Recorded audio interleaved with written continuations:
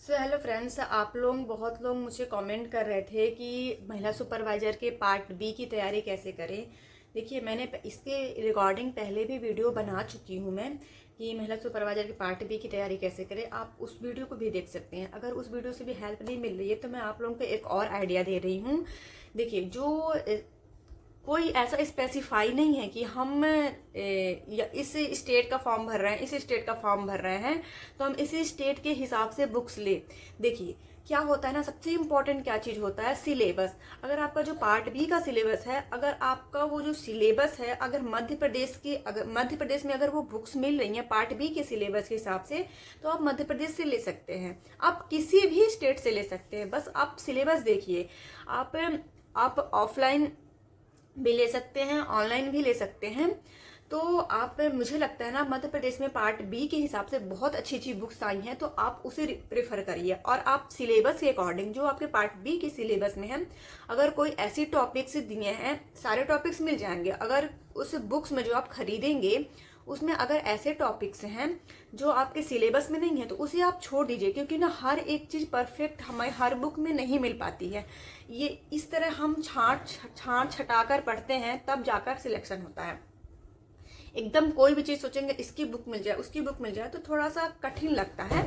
और अगर मैं ये भी कहना चाह रही हूँ कि अगर जैसे कि कोई एग्ज़ाम है, चाहे महिला सुपरवाइजर हो, चाहे कोई और एग्ज़ाम हो, अगर आप स्पेसिफाई उस हिसाब से बुक लेंगे, उसके नाम पर जो आएगी उसको पढ़कर सिलेक्शन नहीं होता है। हमें अपने से भी एफर्ट्स लगाना पड़ता है। तो मेरा साफ साफ कहने का मतलब बस यही है कि अगर आप पार्ट बी की तैयारी करना चाह रहे हैं और आप बहुत कंफ्यूज हैं कि बुक्स क्या लें, क्योंकि अभी आई नहीं है मार्केट में, तो आप मध्य प्रदेश की बुक ले सकते हैं पार्ट बी की, जो कि बहुत ही अच्छी है।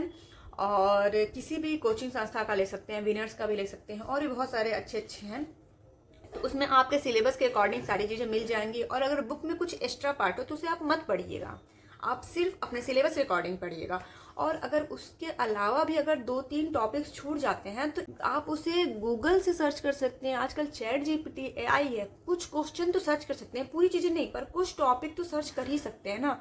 उससे बहुत अच्छा एक्सप्लेन करता, मैं तो सोचती हूँ कि बुक से अच्छा एआई है जो बहुत सारी चीज़ें हमें बता देता है, तो आप उससे आप देख सकते हैं। तो इसमें कोई बड़ी बात नहीं है। और आई होप आप सभी लोग महिला सुपरवाइजर का फॉर्म फिल कर चुके होंगे और बहुत ही अच्छे से जोरों शोरों से तैयारी कर रहे होंगे। पार्ट ए क्या है ना, मैं अपना पर्सनल वे बताऊं तो मुझे पार्ट बी ज़्यादा सरल लगता है पार्ट ए के कंपेयर में, क्योंकि पार्ट बी जो है ना सोशल टाइप से है। जो चीज़ें हमारे रूटीन में होती हैं, मतलब महिला बच्चों, ये सब चीज़ें हम देखते रहते हैं, सुनते रहते हैं। और मैं थोड़ी हेल्थ डिपार्टमेंट से हूँ, तो मुझे हर चीज़ें बनती हैं।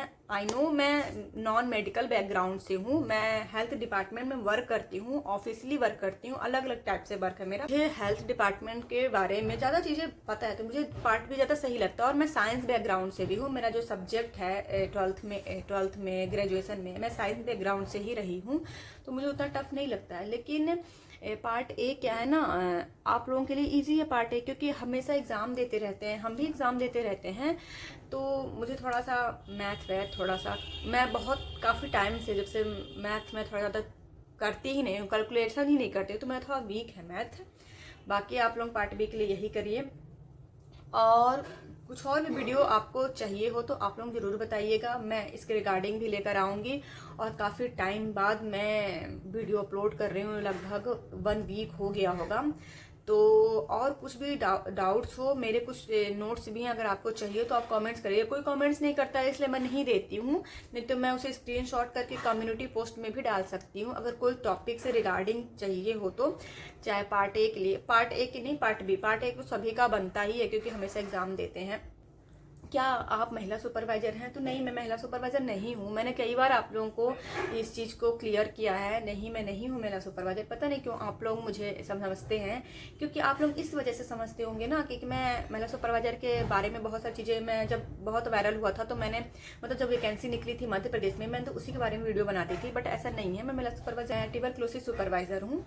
तो आप लोगों के साथ मैं कई बार बता भी दूँ मेरी जॉब क्या है। मेरी डिस्ट्रिक्ट में जॉब है, डिस्ट्रिक्ट में पोस्टेड हूँ मैं, और मैं ट्यूबरक्लोसिस सुपरवाइज़र हूँ, ऐसा कुछ भी नहीं है। और दूसरी बात, और मेरी जॉब जो है वो बहुत ही ज़्यादा अच्छी है, बहुत ही सपोर्टिंग स्टाफ हैं हमारे, हम सारे काम को बहुत अच्छे से करते हैं, ऐसा कुछ भी नहीं है। और हाँ, मैं ये सोच रही हूँ कि मुझे और भी दूसरी जॉब के लिए स्विच करना चाहिए, क्योंकि काफ़ी टाइम से मैं ये जॉब कर रही हूँ, तो अब मुझे थोड़ा सा न्यू वाइब चाहिए, थोड़ा सा सैलरी और अच्छी हो और पोजीशन अच्छी हो, ये सब कोई चाहता है। और मैं अभी उतने अच्छे से प्रिपरेशन नहीं कर पाती हूँ, क्योंकि वर्कलोड ऑफिस में भी ज़्यादा रहता है और पर्सनल लाइफ में भी। जो महिला सुपरवाइजर का एग्ज़ाम है वो बहुत दिन बाद होने वाला है, जून में होने वाला है, तो आप लोगों के लिए बहुत अच्छा टाइम है। जब मध्य प्रदेश में होने वाला था ना, तो इतना टाइम नहीं मिला था किसी को। वैकेंसी निकलने वायरल था कि निकलेगा निकलेगा निकलेगा, लेकिन वैकेंसी निकलने के बहुत जल्दी बाद ही हो गया था, 1-1.5 महीने में ही एग्जाम हो गया था। लेकिन आप लोगों को बहुत ही ज़्यादा अच्छा समय मिला है कि आप लोग बहुत अच्छे से तैयारी कर सके, क्योंकि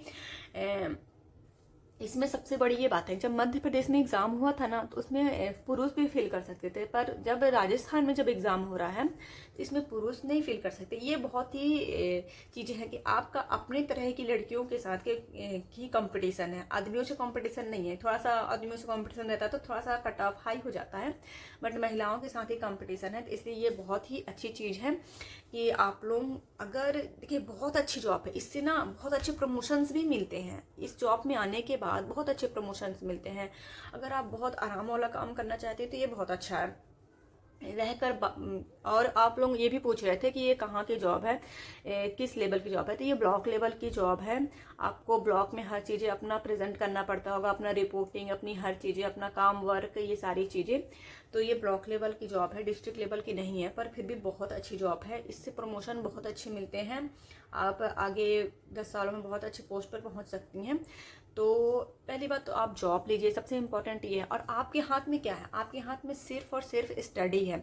हम स्टडी बस कर सकते हैं, बाकी और कुछ भी नहीं कर सकते हैं, क्योंकि बाकी सारी चीज़ें हमारे हाथ में नहीं है। जो चीज़ें हमारे हाथ में, हमें उसे करके छोड़ देना चाहिए, फिर सारी चीज़ें हमें छोड़ देनी चाहिए दूसरे के ऊपर, जो जिनका काम है।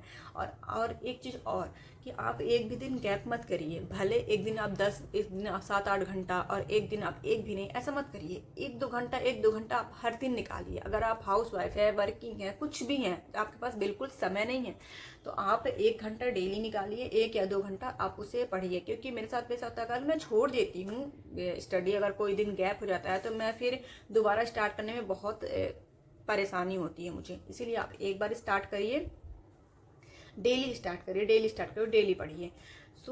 मैं इस वीडियो में ज़्यादा कुछ खास आप लोगों को बताया नहीं है, लेकिन आप लोग कमेंट्स नहीं करते हैं, इसलिए मैं ज़्यादा चीज़ें लाती नहीं हूँ इस मैटर में। तो आप लोग कमेंट्स करेगा तो मैं इसके रिगार्डिंग और वीडियो बनाऊंगी और आप लोगों की प्रॉब्लम सॉल्व करूँगी। आई थिंक आप लोगों ने जो भी कॉमेंट्स मुझे करते हैं, मैं सबका रिप्लाई कॉमेंट्स में ही दे देती हूँ। इस वीडियो में बस इतना ही। Thanks for watching.